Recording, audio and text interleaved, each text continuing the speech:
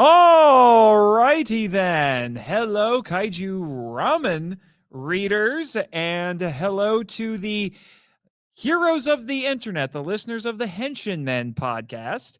I am coming to you live from JAFAX in Grand Rapids, Michigan, with some lovely people here who you can't see because you have to look at my ugly mug and, and look at my slide presentation here. But you and everyone else who is watching and or listening to this is about to get a crash course in a Japanese institution. That being Ultraman.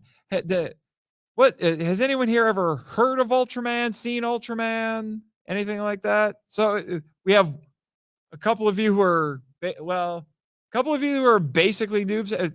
You young lady, you're just it's like, I'm here. I don't know a thing. What's about Ultraman? What's going on? Oh yeah, it's a franchise that is creeping up to its 60th anniversary at this point. Yeah. Ultraman, the only real equivalent I can give to Americans for Ultraman is that he's basically the Japanese Superman, like that level of icon.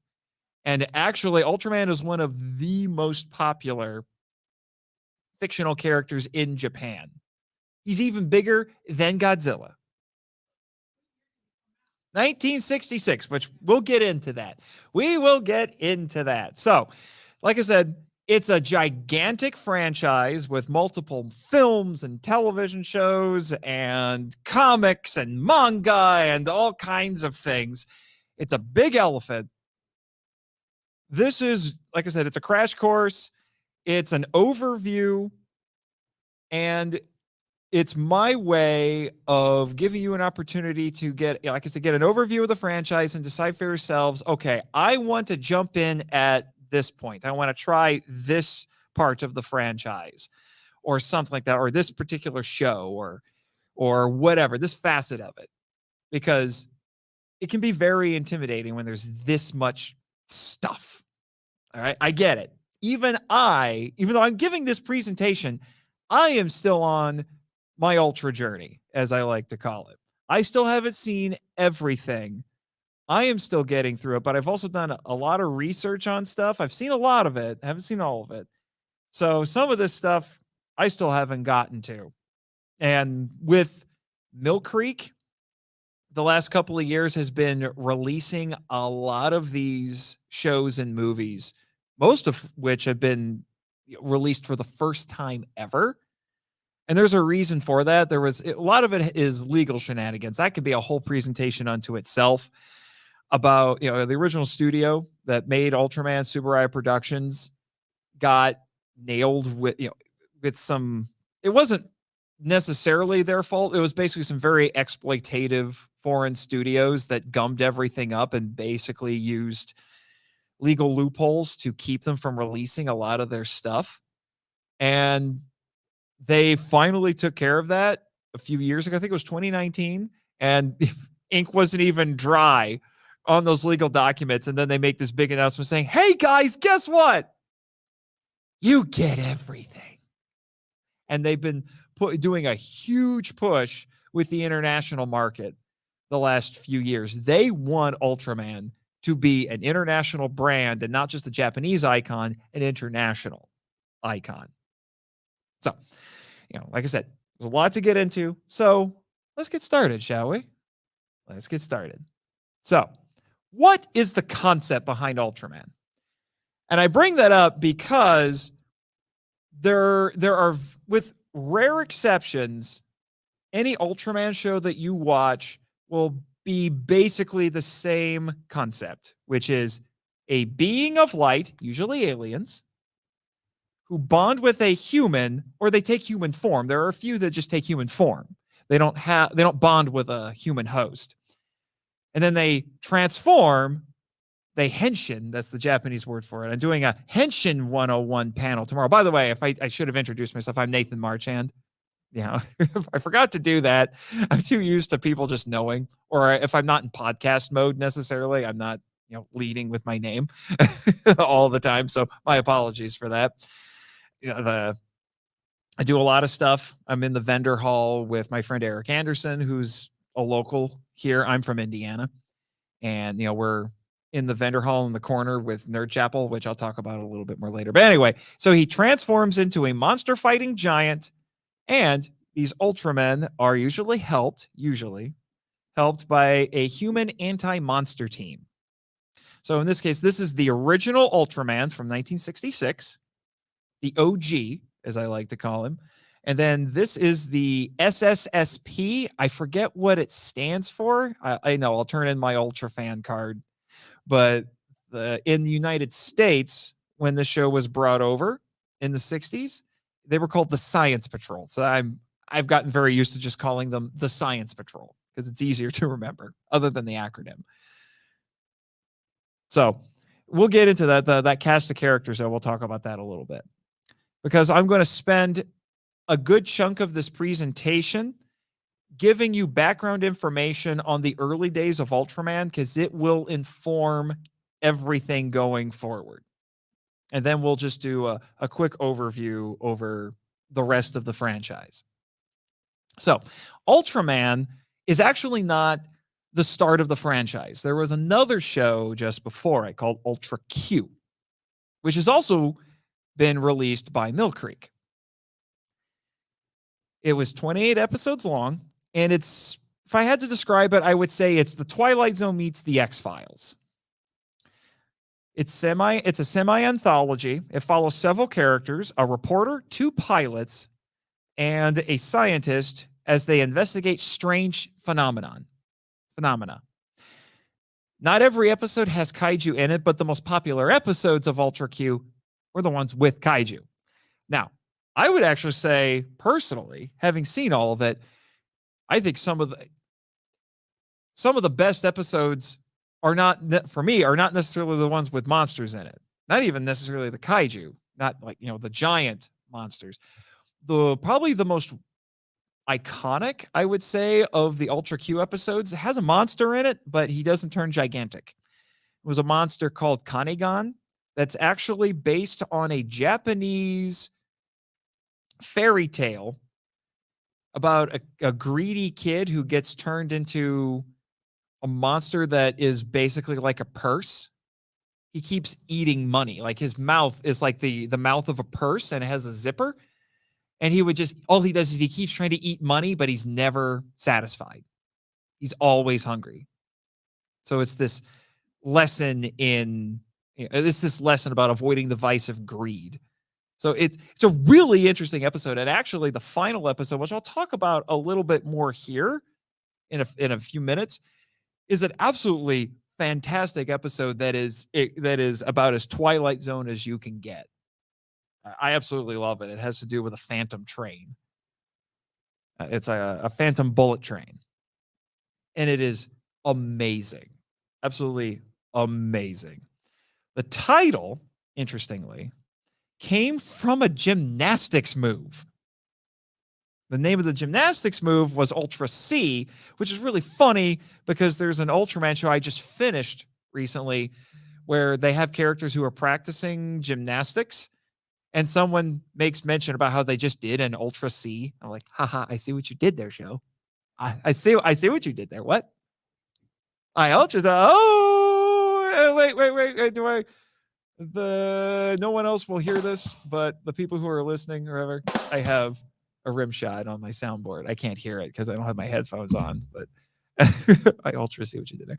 And Ultra Q on it, on its own is kind of it's like a sub franchise within Ultraman, because it spawned a sequel series. It was called Neo Ultra Q, which has also been released by Mill Creek, a remake series called Ultra Q Dark Fantasy, and a film, and among other things. There's also a radio drama and things like that. Unfortunately, everything but Neo Ultra Q has not been officially released in the United States yet. The original series and Neo Ultra Q of all we've gotten so far. So, give you a little bit more background on the original Ultraman, because there's some heavy hitters in the tokusatsu realm who worked on this show, both in front of and behind the camera. So our crew here, we have Eiji Tsuburaya. You may not know the name.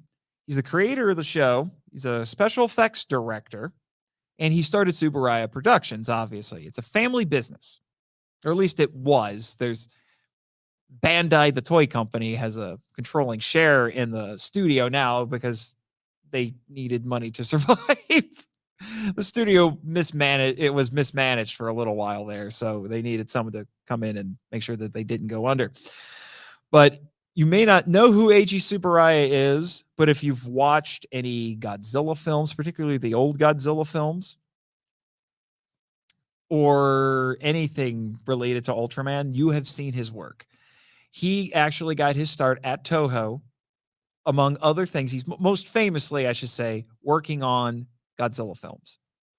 And then in the mid-60s, he struck out on his own and made Tsuburaya Productions to start working in television, because television was quickly, in Japan, much like it was in the rest of the world, becoming the preferred method of entertainment, mode of entertainment, medium, I guess you say, of entertainment over going to the movies. And he was ahead of the curve there and got into TV. And, because he could basically do a kaiju movie every week with these TV shows, with Ultra Q and with Ultraman as well. He unfortunately died in 1969, which we'll factor in as we do this overview here. But in Japan, Eiji Tsuburaya is a huge, huge deal. I can't overstate that. To accomplish in the United States what Eiji Tsuburaya did in Japan, the best way I read somebody describe it would be, in the United States, you would have to have created both King Kong and Superman. That's how big of a deal he is. And then I have to mention this because screenwriters need more credit than need to get more credit. But Shinichi Sekizawa, who was actually a Toho screenwriter, wrote a lot of classic Godzilla films, among other things, for Toho. Him and a guy named Takeshi Kimura. Yeah, Takeshi Kimura. And he wrote the first episode of Ultraman, which I didn't know about until more recently. I've actually done a panel presentation on both of those screenwriters because, like I said, screenwriters need more love. Speaking as a writer myself, screenwriters need more love. Okay. And then also we had Akio Jisoji, who is actually an art house film director. And you always know when you're watching an Akio Jisoji episode of Ultraman because it's full of style and it's a little weird. And he worked on, I try to remember, I think he worked on Ultra Q. I don't remember. He worked on a couple of Ultraman shows. I know he worked on the first few. And he also directed Ultra Q, the movie. Yeah, I think that's what it is. He directed Ultra Q, the movie, and he did some newer Ultraman shows. You always know when you're watching one of his. And then another name we have to mention is Tol Narita. He was the creature designer, and he designed the original Ultraman. And this design, I'll show you some better pictures of it. This design is the basis from which all of the many, many, many other Ultramen who have come since, that is the base that they've been that they have come from. Okay, so our cast for the original show is Susumu Kurobe as Shin Hayata, who's still with us. He's been in some other tokusatsu shows too. He's been on some Kamen Rider. He's been on interestingly, he's been on Super Sentai. So he's the only thing he hasn't done is Godzilla. And then he would have the hat trick right there. I actually know he's been in Kamen Rider because I just saw him in Kamen Rider Black. Just finished watching that. He was a mad scientist in that. But he plays Shin Hayata, who is the human host for Ultraman, the original show. And again, I have to bring him up because what the show did, it becomes the basis for the rest of the franchise. And then you have Akichi Kobayashi as Captain Toshio Muramatsu. He's the captain of he's the commanding officer, I should say, of the Science Patrol. Hiroko Sakurai as Akio Fuji. You could call her the token girl, but she's the communications officer. These archetypal characters are what you're going to see in the subsequent series. So it might sound a little Star Trek-ish too, a captain, a communications officer, things like that. But just like in the original Star Trek, that setup of characters is what we kept getting in subsequent shows. And then Sandayu Dokumamushi as Daisuke Arashi. He's their weapons guy. I think he was also he was the weapons guy. And then, if I remember correctly, I may have listeners or viewers yelling at me right now. Send me angry letters. I dare you. Leave comments. I will fight you in the comments. Masanari Nihei as Mitsuhiro Ide. He was the comic relief. He's the funny guy. And then Satoshi Bin Furuya. He was the Ultraman suit actor. Because in most tokusatsu shows, unlike in American superhero movies or television, they will have, most of the time, they will not have the same actor in the costume. They will have a face actor. It's what they call them. They have the face actor, and then they have the suit actor. And that's in large part because they don't want the face actor getting hurt doing all of the stunts.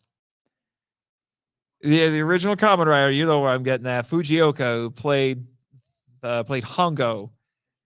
Yeah, Takeshi Hongo in the original Kamen Rider. Man was so crazy and so talented for a while early on in the show.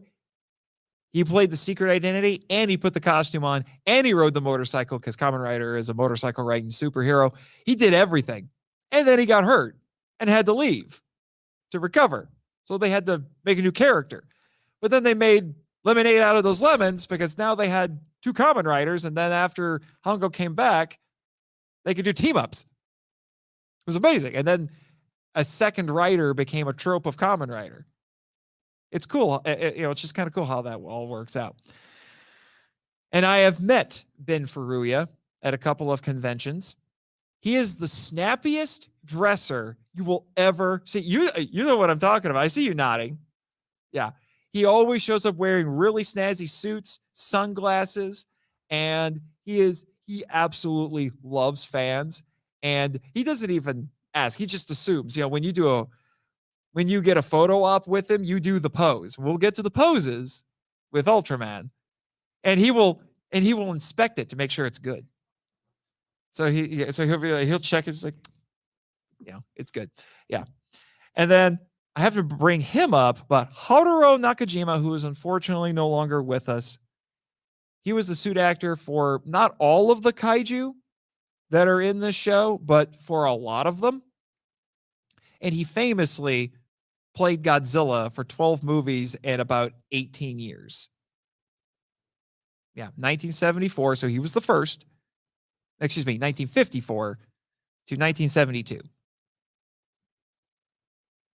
And he kept getting work. He was friends with Eiji Tsuburaya, and Tsuburaya was just like, "Hey, you want to be on my TV show?" And I remember hearing about how he would always have a bit of a friendly competition. Like he knew Ben Furuya. Ben Furuya was a little younger than he was, a little newer, and then in Japan, you've heard the term senpai. It's because that's like an upperclassman. You're a little farther along. And Nakajima will make it very clear. It's like, oh yeah, I'm the senpai, and would give Ben Furuya a hard time because he's like, oh, you're going to kill me today. Because every time he was on the show, he had to die because he's the monster of the week. So Ultraman's going to win, except for the last episode. But I don't think Nakajima was the last monster, which was Zeton. I don't think that was him in that suit. But anyway, so continue on. Ultra Q was a massive hit. Absolutely massive hit. So TBS, Tokyo Broadcasting System, the network, didn't want to waste a good thing. So they asked Tsuburaya if he can make them a new show with a few conditions. It had to be in color because Ultra Q was in black and white, although they've colorized it now. And personally, I haven't seen what Ultra Q looks like colorized, but I'm very mixed about colorizing black and white anything. But it's neither here nor there. It had to feature kaiju prominently because they were incredibly popular at this time. It was like superheroes are now. They were very ubiquitous at that point. They were at the cinema and they were on TV. It was crazy.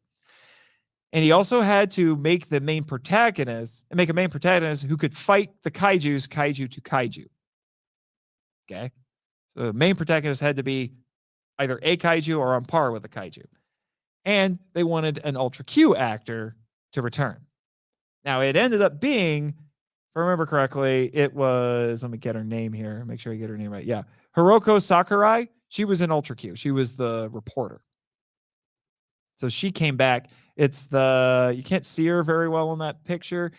It's from the second from the left. That I believe that is her. Okay. And Tsuburaya wanted to stick with the human team aspect and feature a friendly alien. This was what he wanted to do personally. So they went through a few ideas with this.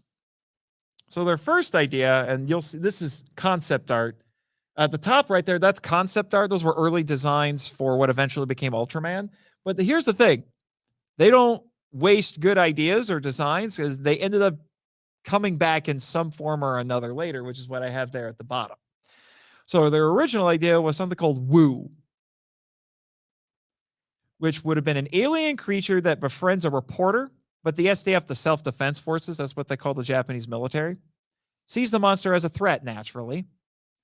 So basically, for what I understand, this was Doctor Who, because Wu, the title alien monster, is going to be kind of comical, and him and his friend, his companion, that's what they call him in Doctor Who, companion, would go on all of these shenanigan-y adventures and things like that.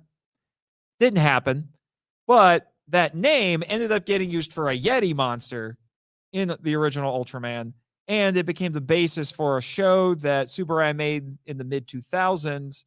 It was called Bioplanet Wu, I think is what it's called. I don't know a whole lot about it, and it hasn't been released here yet. I'm hoping that it does because it seems kind of interesting. And then the next idea that they toyed with was Bemular. So this would have featured a defense team that disguises themselves as photographers or artists. But little do they know that one of their members can transform into a heroic bird-like warrior. And that's who you have there at the end. That's Bemular. And he would have been a straight-up hero. Okay. But the problem was the network wasn't so sure about him. They thought he looked kind of scary. And, they knew a lot of kids would be watching this, and they weren't sure about that. So they didn't really want to go with that. But the interesting thing is, again, Tsuburaya is not going to waste any of this. Bemular was the name of the first kaiju in Ultraman, which is what I have down there right under him. That is the original Bemular. And then he was reimagined as a more Ultraman sort of character in both the Netflix anime, which is based on a manga, and he was like that in the manga as well. He's a very mysterious character. And then the other one they toyed with, and they toyed with this for a really long time, was Redman.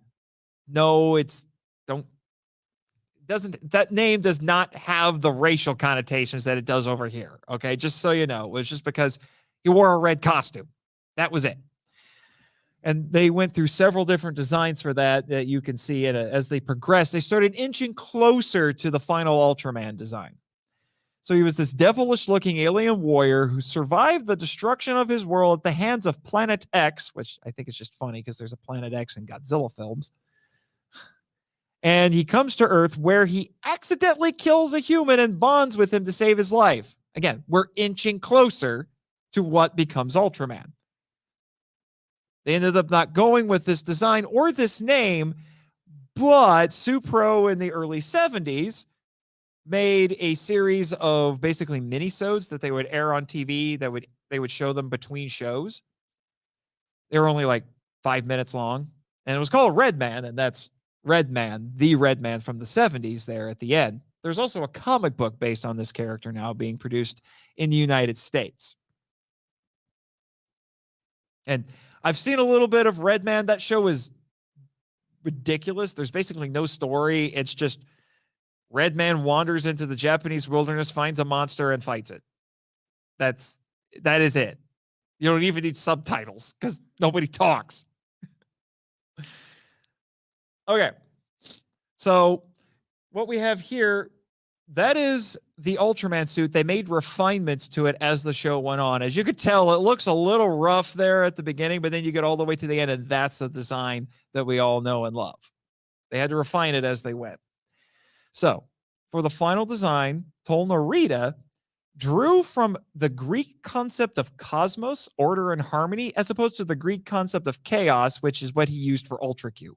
Because the whole idea, because Ultra Q, the Q stands for question, and it's all about how things are out of whack. The environment is out of whack, and all these weird things are happening. And that could be, it could be ecological, it could be spiritual, it could be a lot of different things, but things are out of whack, and all these strange, like I said, these strange things are happening. But he wanted to go more with harmony in this. That's why you'll see that Ultraman has a very tranquil face. He has a very tranquil expression. And obviously, even though they toyed early on with having the mouth move, when if you would make noises, not so much when you would talk, but if you would grunt or anything, they toyed with the idea of making the mouth move, but they left it stay. They ended up leaving it alone because they wanted him to have this very tranquil expression. So even when he has to fight and kill a monster, he's being harmonious. You even get the impression in some cases he doesn't even necessarily want to do it.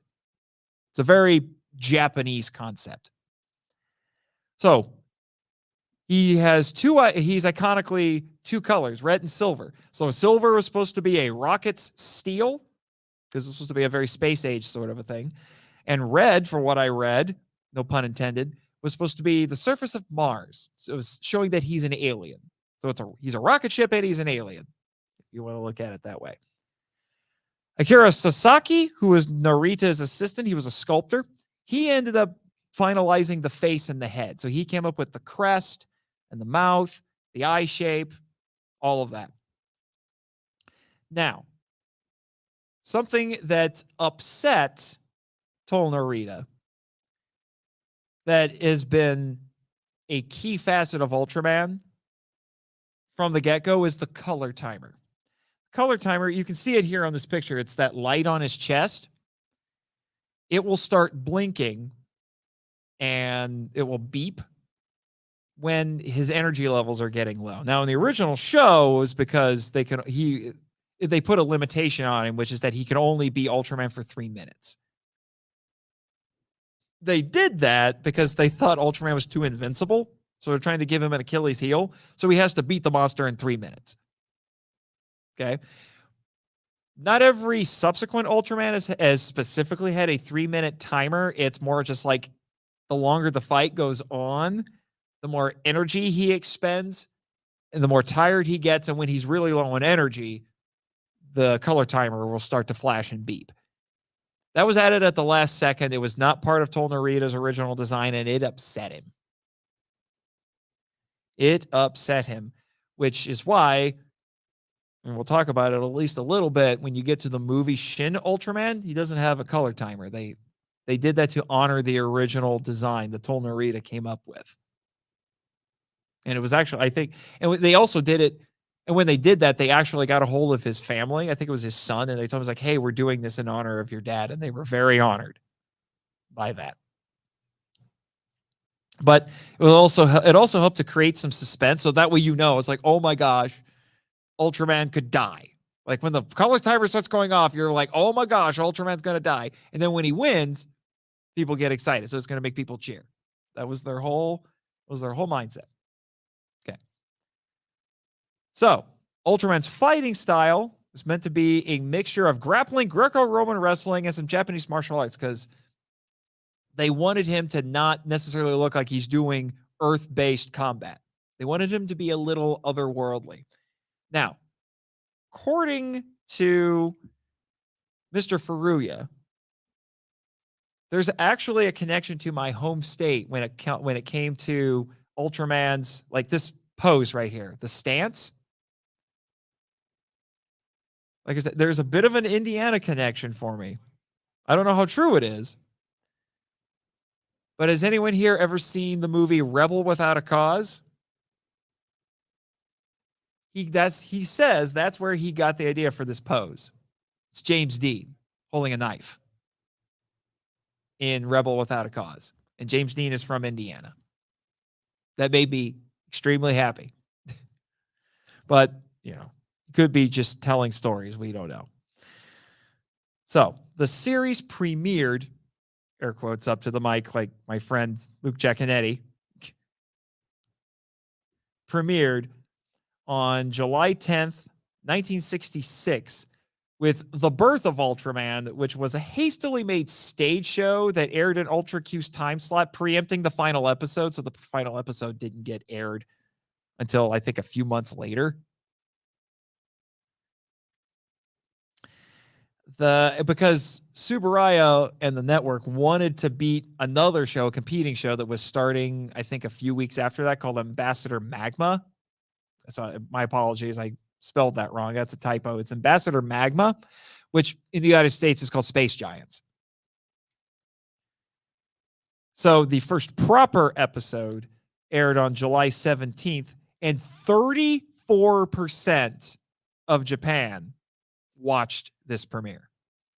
Now, I've seen this stage show. It was actually kind of lost media for a while, and then somebody found it, and Mill Creek actually released it. It's pretty shoddy.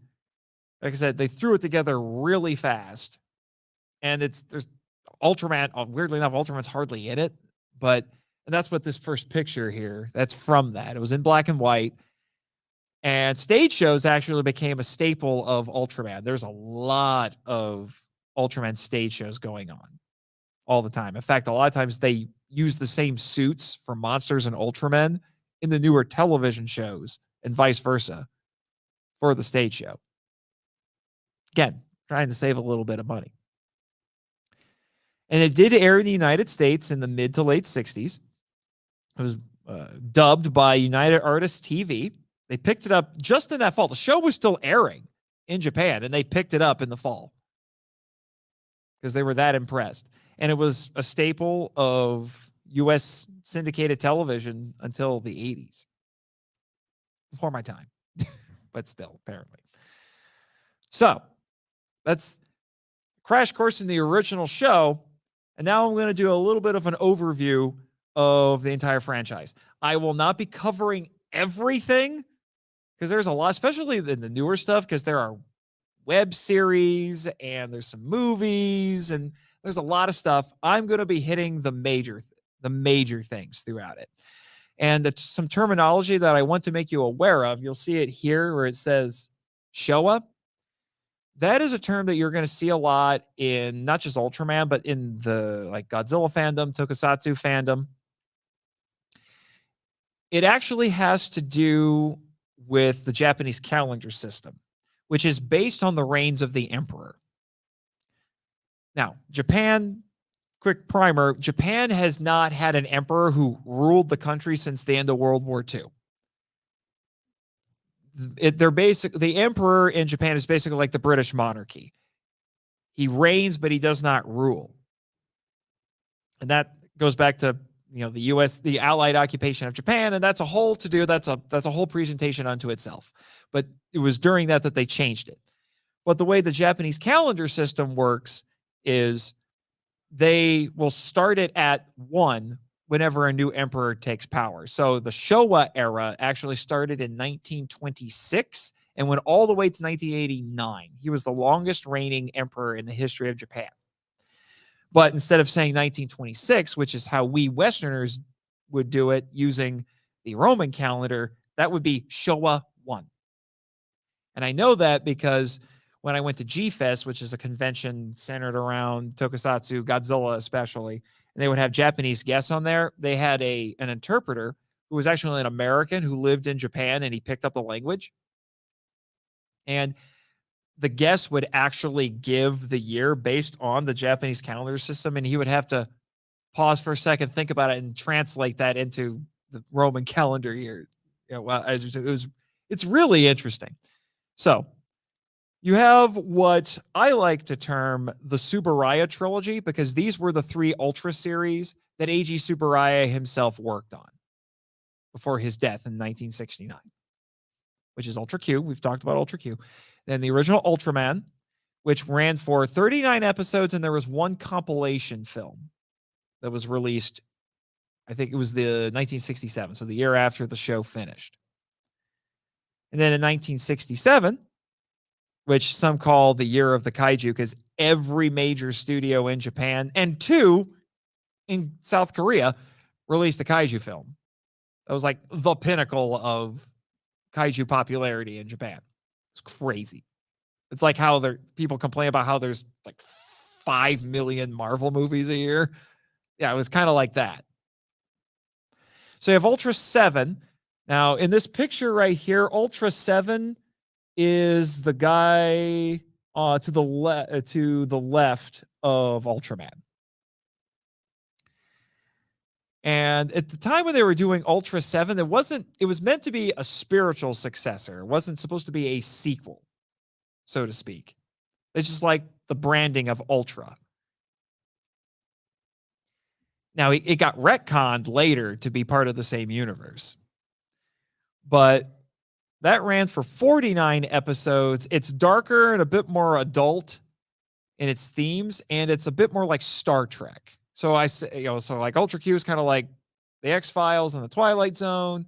Ultraman is more in that sort of a spirit, but Ultra 7 is more, like I said, like the original Star Trek by comparison. And like the original Ultraman, it was dubbed, but from what I read, it was dubbed in the mid-'80s, and it never got showed on TV until 10 years later on TBS. Now, the only thing that's interesting about that is that there's an episode of Ultra 7 that ended up being controversial. And so the episode's basically been vaulted. Like if you go pick up Ultra 7, the Ultra 7 set from Mill Creek, they skipped the episode. Can't see it. Now, I found a place where you could watch it because somehow it got dubbed and it did air on TBS. And I found it. Quality was awful, but I at least got to see the episode. And it was banned for the most Japanese of reasons that would take a few minutes to explain. And I don't know if I necessarily have that time right now because we have a lot of stuff to get through. And then you get to the 70s. It took a few years off. Like I said, Eiji Tsuburaya died in 1969. The Japanese film industry crashed in 1970. So there's a lot going on. They just weren't able to make new stuff. And then you get to, like I said, 1971, and there's a new show called The Return of Ultraman, which ran 51 episodes. It was, like I said, the first series was at Eiji Tsuburaya. At this point, his kids are running the studio. And it was originally meant to feature the original Ultraman, which is why it's called Return of Ultraman. But instead, it gets Ultraman Jack, who is to the left in this picture, is to the left of Ultra 7. Ultraman Jack, which was a name he got later. They didn't call him that in the show. It was in the 80s. They started calling him Ultraman Jack. Him and Ultraman look freakishly similar. If you just looked at their silhouettes, you can't tell them apart, admittedly. But then, like, there was another Ultraman named Zoffy who showed up in the last episode of the original Ultraman, and they look basically the same, too. The silhouettes look the same. You have to look at the finer details to tell them apart. And this show is noteworthy. Like I said, I'm just giving little bullet points about each one because we could get into a lot of stuff about each one of these shows. But the main thing that Return of Ultraman did was that it established the continuity with the previous series. It officially made Ultra 7 part of the same universe. So that's its main contribution. And it also features the first crossover between the Ultra of that show and previous Ultramen. That's the other thing it's known for. That's how it established the continuity, by bringing them back. My apologies if the text is a little small. 1972. At this point, Tsuburaya is cranking out Ultraman shows every year. Because the way a lot of Japanese television works is that instead of renewing a show for multiple seasons, although anime does this a lot, they will just make a new show with new characters in the same universe, in the same brand, similar concept every year. So 1972, you have Ultraman Ace, which ran for 52 episodes. It's more of a superhero show than a mystery show because they're trying to compete with Kamen Rider. Kamen Rider was really popular at this time. So if I had to characterize, because the Showa era of Ultraman, there's kind of two halves to it. I would describe the Tsuburaya trilogy as being like, that's where everything gets established. Like all the tropes and the characters and everything, with Ultra Q, Ultraman, Ultra 7, they all get established there. It definitely has Eiji Tsuburaya's touch to it. You get to 70s Ultraman, and it's a drug trip. Like each one of them is a different flavor of crazy. Return of Ultraman is the sanest out of probably the 70s Ultra. It's a little bit nutty, but it gets a little bit kind of Lovecraftian at points. But when you get to Ultraman Ace, it's a straight up acid trip. It is bonkers. Would you like to sit down, sir? Okay, thank you. Yeah. The thing that Ultraman Ace is really known for is it had 2 Ultra hosts, not just one, it had 2, including the first female host who got kicked off the show halfway through it because of pushback from viewers. I'm not going to sugarcoat it. I don't like throwing this term around unless I think it's accurate. It was sexism. And it upset me because I really liked her. And like her and the guy, they were like they weren't like brother and sister or anything. They were just in the right place at the right time, both trying to save people during a monster attack. And then Ultraman Ace. And Ultraman Ace is to the left of Jack there. He has the big mohawk. He's a little skinnier than the rest of them too. And they were going to call it Ultra Ace, but that name was already taken. So that's when they started doing the Ultraman new name. So he's Ultraman Ace. Yeah. So they were both trying to save people during a monster attack, and he bonded with both of them while they were because they were trying to save people during a monster attack. And then they both joined the Science Patrol team, and they both had rings. They had rings, and they would have to basically touch fingers or touch the rings. Whoop, killing the microphones. Touch them together so they could transform. And they would also have to backflip in the air because that's what you do. It's just what you do.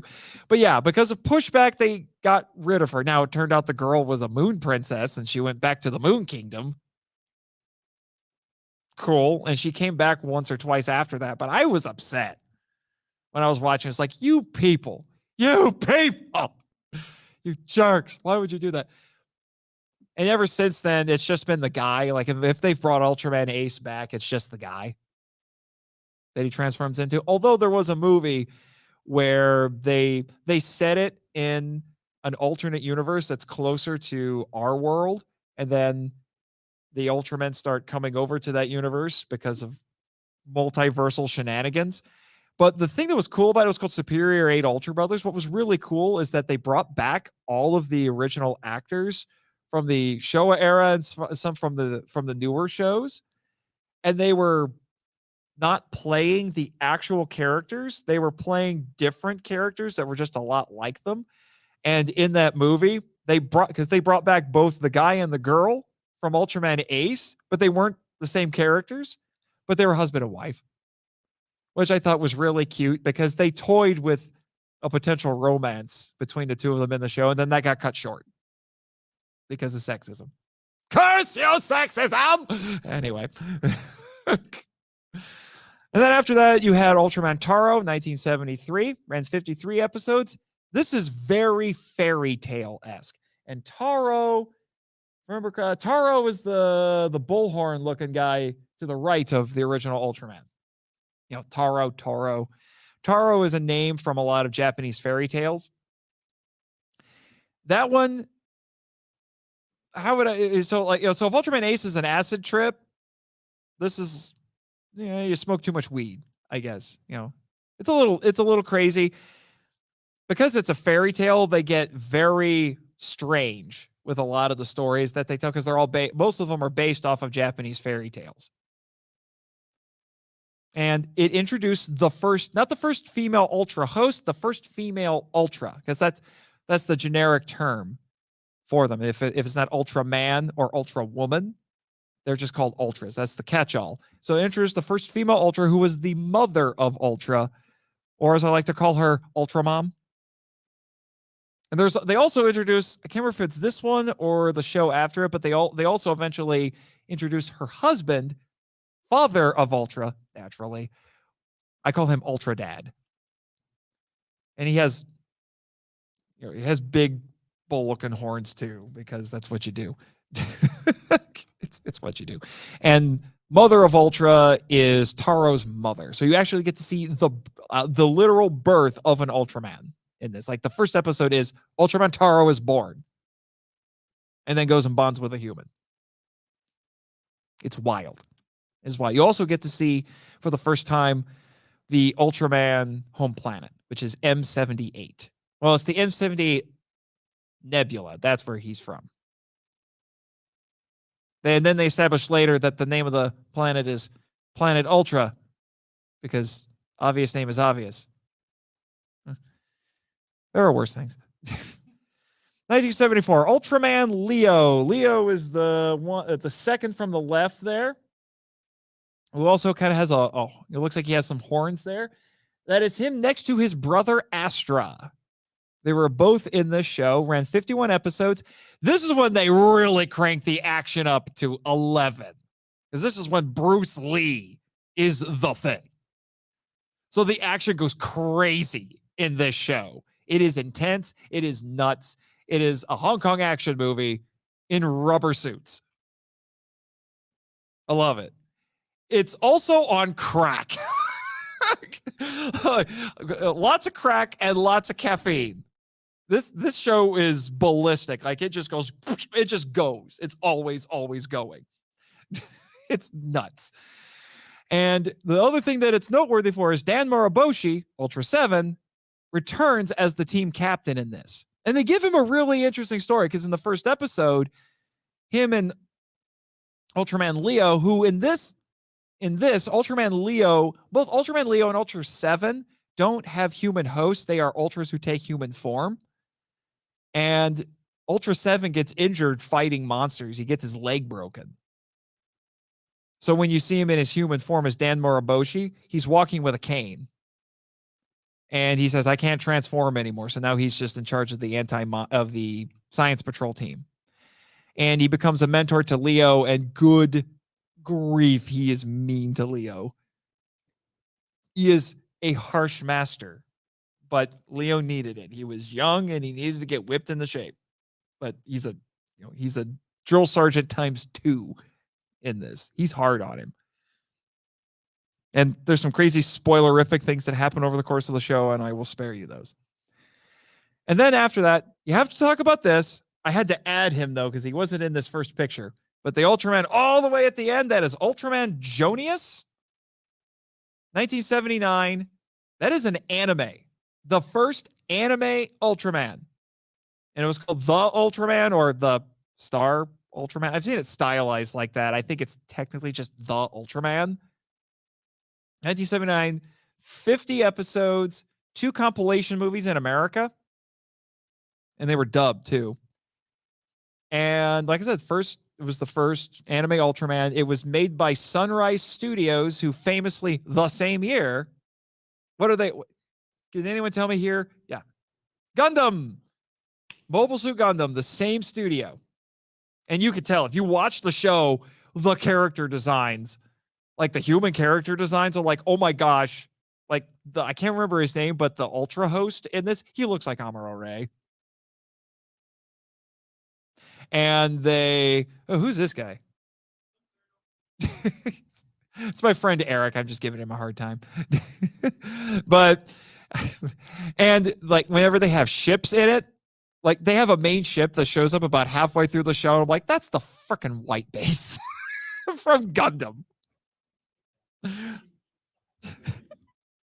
Trust me, you'll watch it. Like I said, Mill Creek has been releasing these on DVD and Blu-ray, and you can find a lot of them either on Shout Factory TV, because Shout Factory does the streaming now. Mill Creek used to put them up on Movie Spree, and the Movie Spree fell apart. So now they let Shout Factory manage all of that, and Shout Factory funnels everything to Tubi. So you can watch, if you don't want to buy the discs, you can go to Tubi and watch these shows. And they just added The Ultraman. So you can give that a watch. If you like retro anime and you like Gundam, I think you'll enjoy this one. Be warned, the subtitles are weird. That's my only real gripe with it. The subtitles are weird and kind of poorly implemented at points.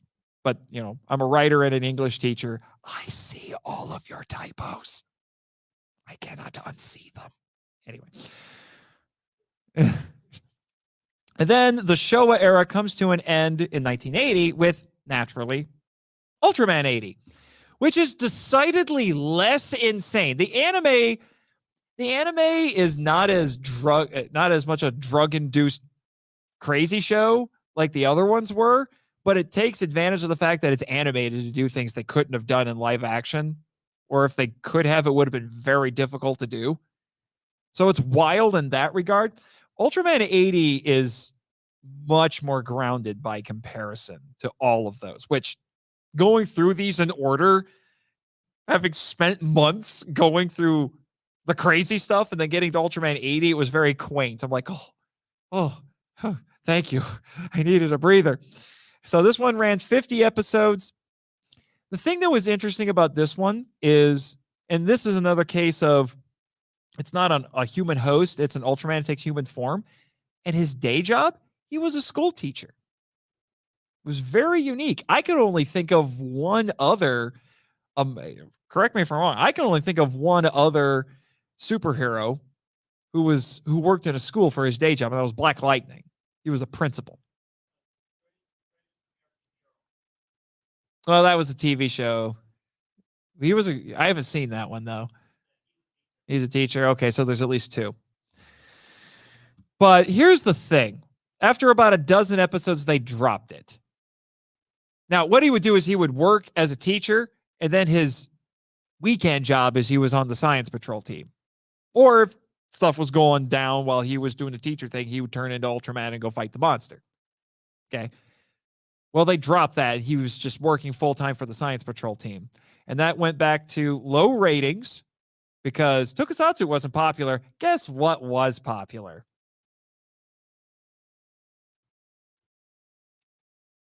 What are we all here for? Anime. Anime was way more popular than Tokusatsu at this point. And there were also some real world controversies around schools. And given that, for what I've read, the creators of the show really wanted to get into some really heavy stuff. Like they even proposed doing an episode where the Yamamoto is his last name. One of his students would have been contemplating suicide. They said, like, that's just too much, especially with some real world stuff going on with schools. So those two factors together basically made them say, like, we have to course correct. We have to change things so we can keep the show going. That really bothered me because I really liked that setting. I thought it was really cool. I've worked as a teacher, so it was appealing to me in that regard. And like I said, it was unique. Now, there were still some good episodes. There were still good stories after that. It just wasn't quite the same. They also started trying to make appeals to nostalgia. They would bring back past monsters and sort of one of the other Ultramen. And then they also introduced, you can see her all the way at the far right. That is Yulian. They introduced her toward the end of the show. That's another female another Ultra woman. And there were also in the Ultraman, there were also some Ultra ladies, but they didn't fight battles. And Mother of Ultra didn't either. Yulian got into fights with Ultraman 80. Not she wasn't fighting him. They would fight together. That's what I mean. I'm editing myself as I go. Can you tell? Anyway, then you come to a period where they go on hiatus. And then funneled Ultraman out to do some foreign productions. Yes. Other countries tried their hand at making Ultraman. And we'll talk about those a little bit here. So, in the meantime, Supro is also struggling in the early 80s financially because of an oil crisis. And also, like I said, Tokusatsu was their bread and butter, just wasn't popular at the time. They would do some things like they made, that's what this picture is here on the left. That is Andromelos, 1983, which is Ultraman adjacent. It's in the same universe. Hasn't been released in the US yet. And they made a compilation film, 1984, called Ultraman Story, which does have some original footage, but a lot of it is recycled from the TV shows. And it starred Ultraman Taro. But compared to what they could have done, a lot of it's stock footage. I mean, this is at a time where people aren't watching and stuff on DVD, Blu-ray, or streaming it all the time. So they could get away with it better back then than you can now, but still it's stock footage. So they started outsourcing Ultraman to foreign studios as experiments. There were 3 of them. 1987, Ultraman The Adventure Begins, aka Ultraman USA, made by Hanna-Barbera. Yeah, Yogi Bear, the Flintstones, the Jetsons, they made an Ultraman movie. Supposed to be the pilot. That's what this one, the top left, I should say. Supposed to be the pilot for a new animated series. Didn't get picked up, unfortunately, which is too bad because I've seen it. It was released on VHS. It hasn't gotten another release since then, mostly because nobody knows who owns it, because the Hanna-Barbera library got bought out by several people, several other studios, most notably recently Warner Brothers. So theoretically, Warner Brothers owns it. They probably forgot they owned it. I could just imagine like Mill Creek or Subaraya coming to them. It's like, hey, can we release this? They're like, we have that? Yeah. $2. It's just not going to care. But it was actually really good. It starred 3 Ultras. There was the Ultraman Chuck. Like these were their names. So it's just the names of the secret identities. It was Chuck. I can't remember the other one. And they had an Ultra Woman, and her name was Beth. So it's Ultra Woman Beth. Ultraman Chuck and Ultra Woman Beth. And I can't remember who the other guy is, unfortunately. I'll turn in my card later. Yeah. But the show never got picked up, which is too bad. You can watch it on YouTube. Somebody ripped the Japanese Blu-ray. No subtitles. It's all in English. It is beautiful. This Blu-ray transfer is beautiful. If you like 80s animation, this is perfect for you. Absolutely perfect. And then this is the one at the bottom here.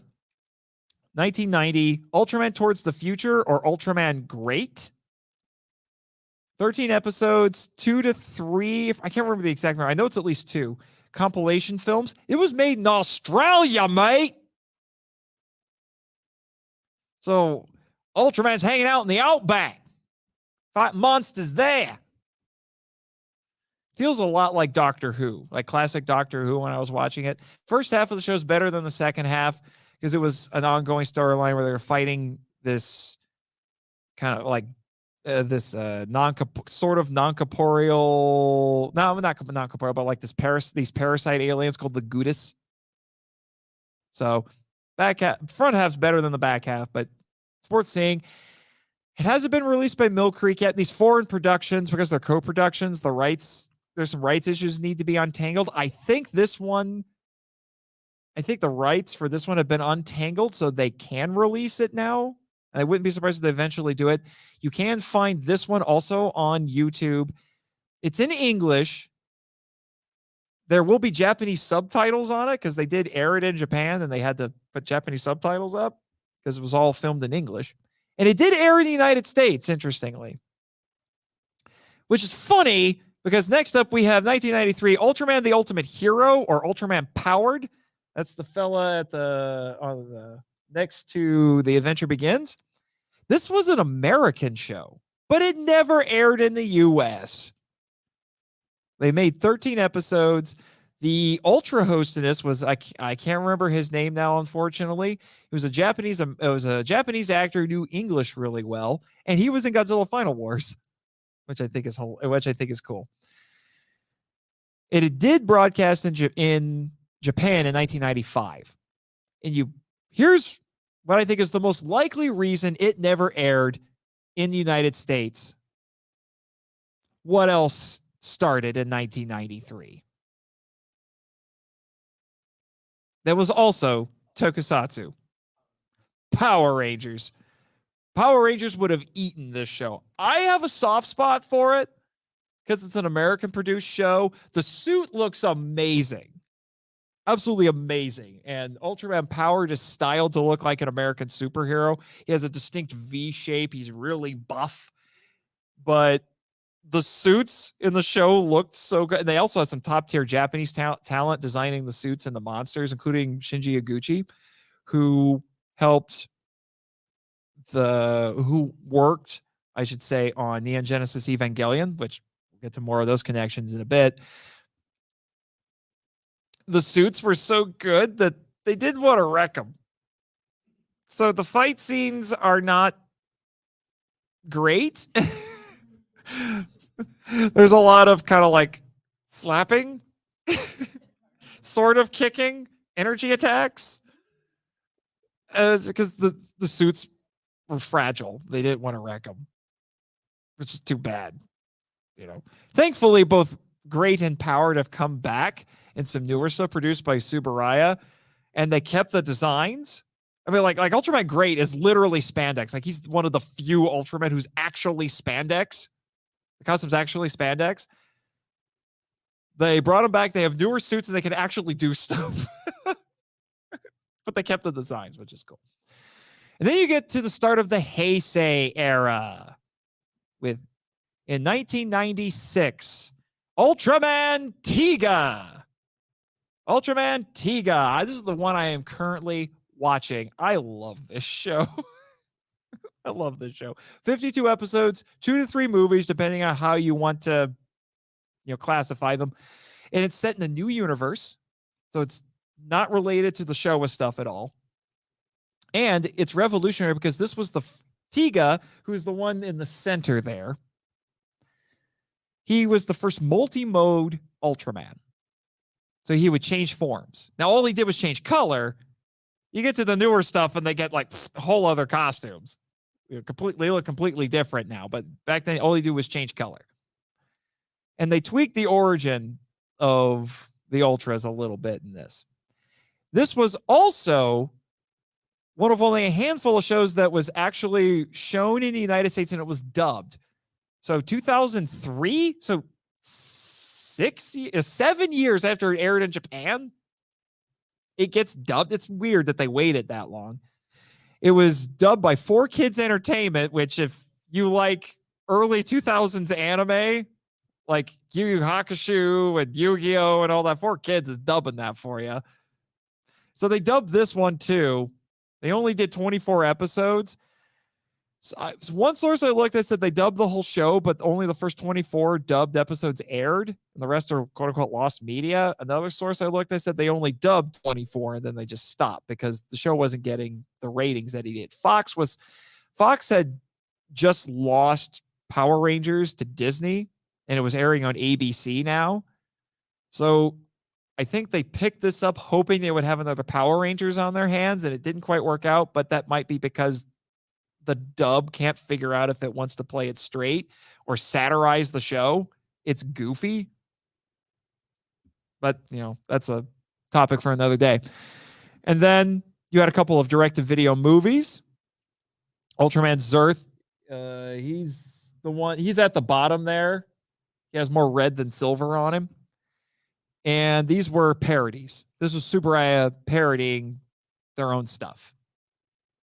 And it had a lot of cameos from actors from past Ultraman shows. All right, now I'm going to start moving through these quickly because I haven't seen all of these yet.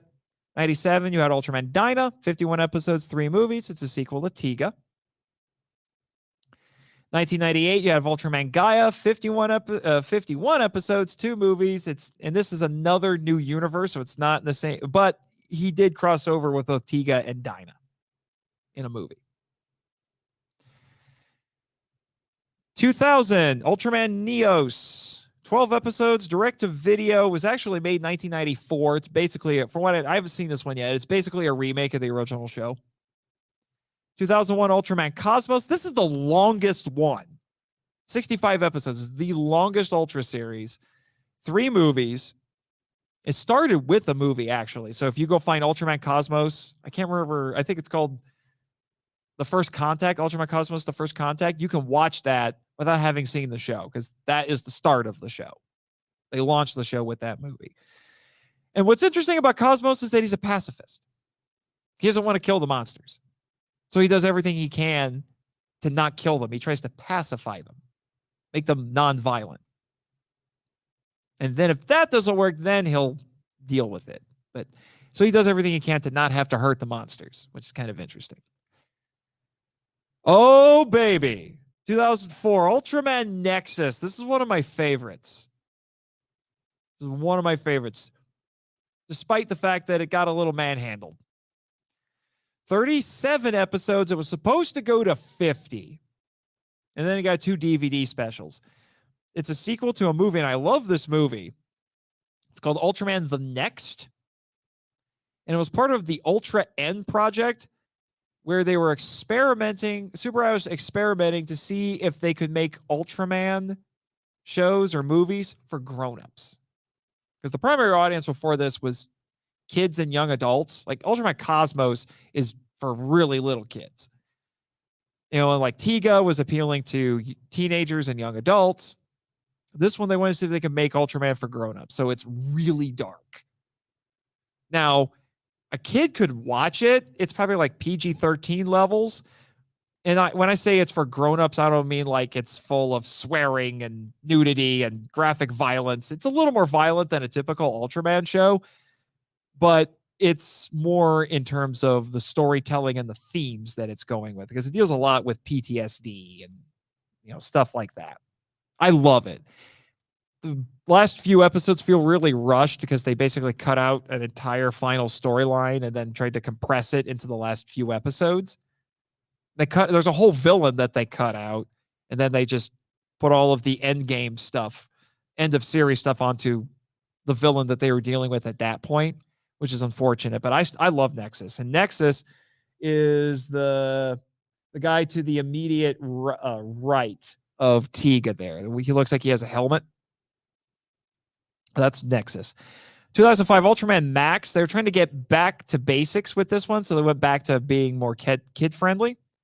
I haven't seen this one yet. 39 episodes, 1 special. It did air on Toku, the Toku network on Amazon Prime in 2007 with a dub. I haven't seen that, though.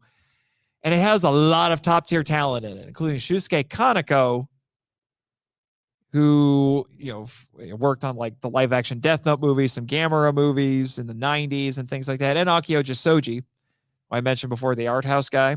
He came back and he did some crazy episodes, I hear, in this one.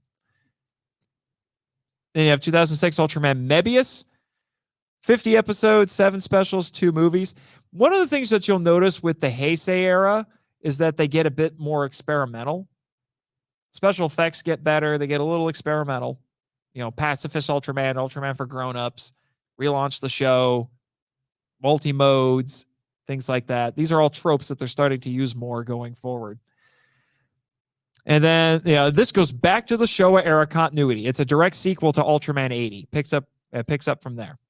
And it has a lot of returning Ultramen from the Showa era. 2007, Ultra 7X, 12 episodes, a remake of Ultra 7 for grown-ups. I haven't seen it yet. And then 2007, 2008, you have Ultra Galaxy Mega Monster Battle. And then its second season, which is called Neverending Odyssey. So you get 26 episodes total. This is actually more of a space opera set. It's very Star Trek-esque. And it's set in the same universe as Ultraman. And they have an Ultraman-like character in it, but it's it's not an Ultraman show necessarily. And then it culminates with a movie that I like to call Ultra Word Salad, because this is the actual full title: Mega Monster Battle Ultra Galaxy Legends, the movie.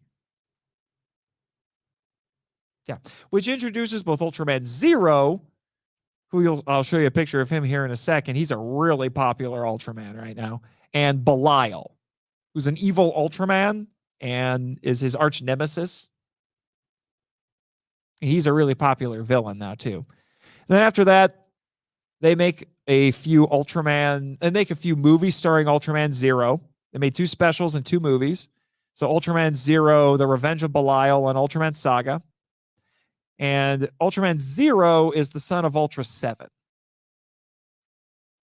I like to call him Toku Shonen, because he's very much like a shonen anime character, except an Ultraman. It's crazy. He's really OP now. Like, they went nuts with him. He has like multiple modes, and it's like in Dragon Ball, every time that you think you've reached the pinnacle of power with Saiyans, nope, they find a new one. That's Ultraman Zero. And then you get to 2013. This is what they call New Generation Heroes. So it overlaps with the end of Heisei and the beginning of the Reiwa era, which is the current one that we're in. Heisei technically started by the Japanese calendar in 1989. And then Reiwa started in 2019. So the first 2 series, most of these I haven't seen in their entirety yet. So 2013, 2014, you have Ultraman Ginga and Ginga S. Get about 24 episodes total with 1 movie. 2015, I've seen a little bit of this one. Ultraman X, 25 episodes, including 3 recaps, so they kind of cheat. And 1 movie. I've seen the movie for Ultraman X, and I was introduced to an actual weapon. This is an actual weapon. The cotton candy cannon. It's a pink laser that makes cotton candy.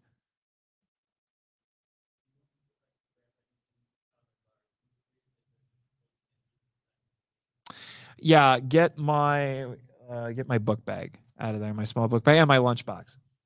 Well, no, the lunchbox can stay because I won't need that till tomorrow.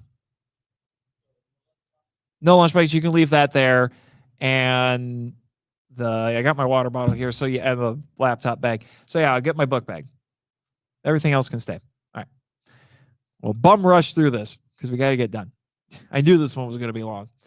2016, 2017, Ultraman Orb and Ultraman Orb, the Origin Saga. 25 episodes for Orb, 12 episodes for Origin, and 1 movie. Origin is a web series, and I think it's a prequel. 2017, Ultraman Geed. I used to think it was Geed. It's actually pronounced Geed. And Geed is the son of Belial. So he's the son of one of the bad guys. So that's a big character conflict for him. Let me see, which one of these is Geed? I think Geed is the one in the center in this picture. He has the more aggressive looking eyes because he got his daddy's eyes. So 25 episodes, 1 movie. This becomes the formula since then. This era of Ultraman is extremely toyetic because this is when Bandai bought a controlling share of Subaraya. So they had to make sure that the shows were pushing the toys a lot.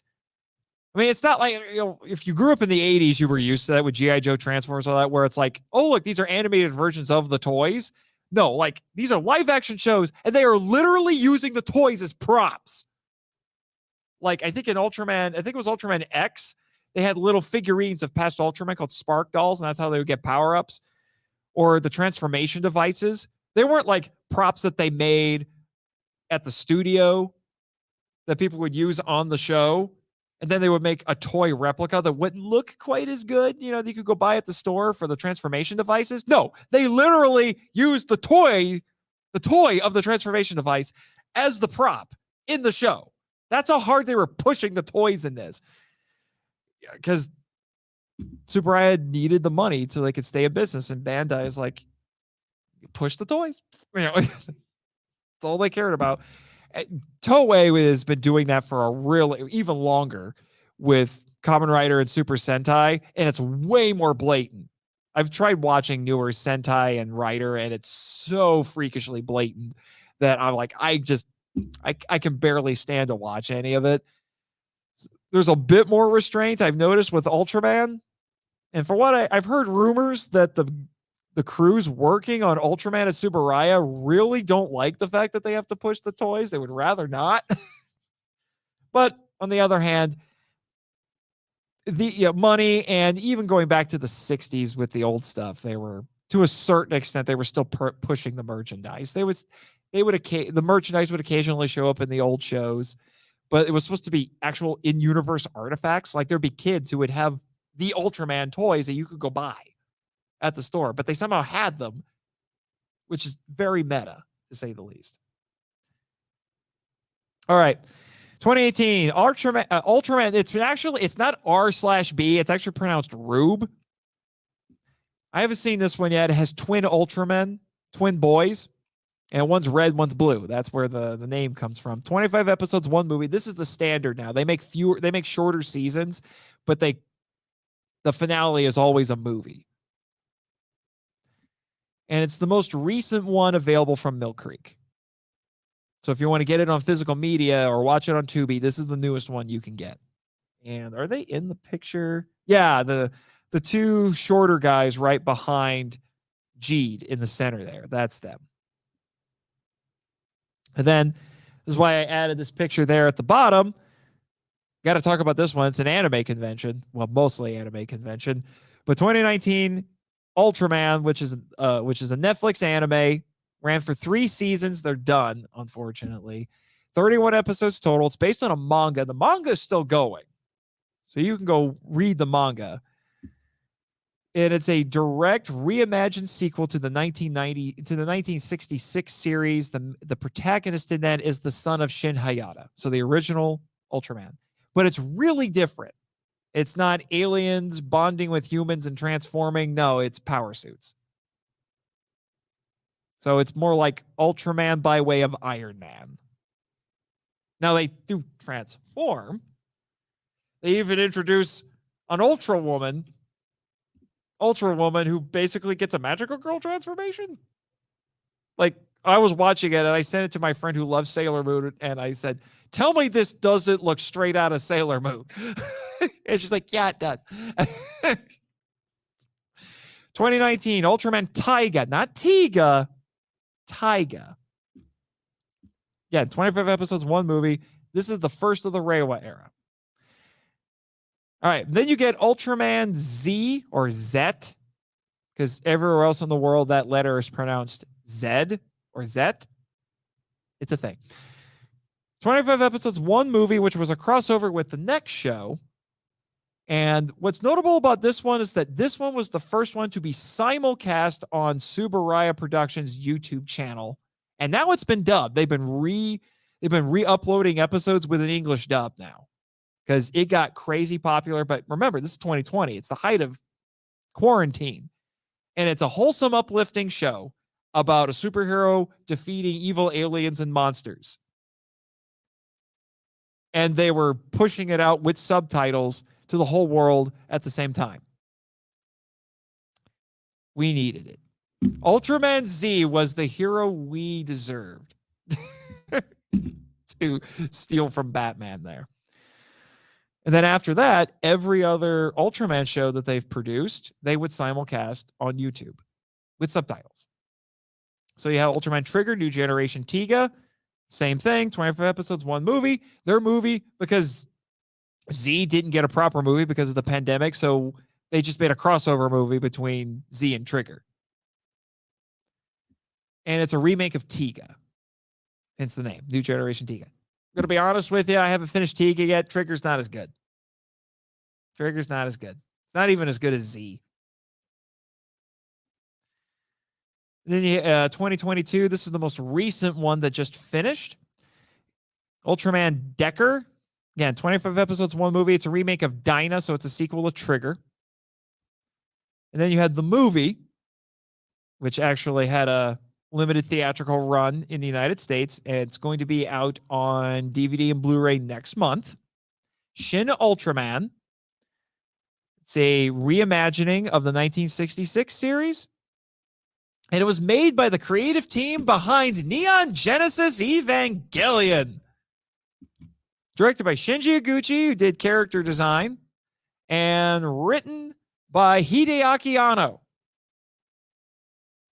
And he also did some of the mocap for Ultraman because he's crazy. And because he made an Ultraman fan film back in the 80s when he was a young, up-and-coming filmmaker. And then this is the next show that's coming, Ultraman Blazar. And if we have a little bit of time, I will show you the trailer for Ultraman Blazar. I also would like, if they'll let us, I don't think they're going to come rushing in here to kick us out just yet. I would also like to show you a few Ultraman theme songs, just to show you kind of the progression, because there's very distinct flavors between the different eras, and you can see some progression. And also, you can definitely tell how similar they are to anime, particularly anime of those, of its eras. You'll see a lot of similarities. So that's the teacher guy. Yeah, from Ultraman 80. Yeah, Takeshi Yamato. So does anyone have any questions, or should I mean, we've gone a little bit over, unfortunately. Oh, we're really close. Well, we're really close to our finishing time. But does anyone have any questions? We went through a lot of stuff. I get it. But I'll take questions now, and then we'll look at a few videos. I don't know if you'll be able to hear them, but hopefully you will. Tubi or Shout Factory TV. Not all of them, most of them. And anything that like Z going forward, so Z, Trigger, and Decker, you can watch those on either Subaraya's YouTube channel or on Ultraman Connection, which is the main English language YouTube channel, not YouTube channel, website for Ultraman. You can see a lot of those there. But I would almost bet money that Mill Creek's going to do a second wave. They finished what they originally contracted to do. I would bet money that they're going to do a second wave of releases, because those Ultraman releases, even though some of them were better than others, they made money hand over fist with them. So they'll do a second wave. I guarantee you. Anyone else have some questions? Because I know we went over a lot of stuff. I'll even take one from the bearded weirdo back there. Well, that would be Nerd Chapel. You guys should all come see us there tomorrow. You can learn about all of my podcasts and check out all of our books, including some fiction that I've written, among other things. Anything else? I mean, this is your opportunity to ask the pseudo expert here questions about Ultraman. Yes. Okay, that is a really good question to ask. Because, like I said, this is a massive franchise. And so you're like, where do you start? Well, it depends on how you want to approach it. Do you want to go chronologically? Start with Ultra Q. Or if you don't want to watch Ultra Q, you could just start with the original Ultraman. I think you should watch Ultra Q, and you can go from there. If you would rather start with the newer stuff, I would say Ginga would be a good place. That's the start of a new era. Or Z. Z is extremely accessible, and now it has a dub. So if you prefer dubs to subtitles, you can watch it now. And the dub episodes are still being released. The whole series is not out yet with a dub. I think they're up to like episode, 19 out of the 25. So that'd be a good place to start too. And Z has been very popular. It's very modern. But if you like 90s era stuff, I would start with Tiga. Tiga is fantastic. Absolutely fantastic. And if you want to start with the Heisei era and go forward, you could do that. If you prefer darker stuff, watch Ultraman Nexus. Tiga's a little bit dark at points too, but I know for sure Ultraman Nexus, that's really good. Although you want to start with the Ultraman the Next movie, because it's the prequel to it. So there's a couple different ways you can approach it. It really just depends on what you're looking for. what your sensibilities are. There's an Ultraman show for basically everybody out there. If you want to start with something shorter, I would say give Ultra 7X a try or Ultraman Neos. They're shorter. Like I said, if you want to try the foreign stuff, even though I wouldn't call that typical Ultraman, but they're only 13 episodes. So they're relatively small commitments. But like I said, because they're foreign made stuff, that's not going to be typical Ultraman. So there's a lot of things to take into consideration with that. So don't feel like you have to approach it a particular way. Take this overview that I've done and kind of figure, I was like, I want to see that one.